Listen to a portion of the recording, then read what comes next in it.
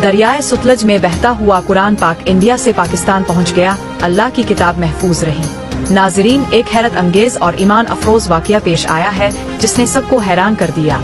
इत्तलाआत के मुताबिक दरियाए सुतलज में एक नुस्खा कुरान पाक इंडिया से बहता हुआ पाकिस्तान पहुंच गया। सबसे हैरान कुन बात यह है कि पानी के तेज बहाव और तवील सफर के बावजूद कुरान पाक महफूज रहा।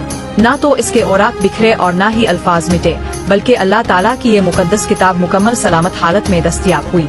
मकामी लोगों के मुताबिक जब उन्होंने दरिया के किनारे कुरान पाक को देखा तो उनकी आंखों से बेइख्तियार आंसू बहने लगे।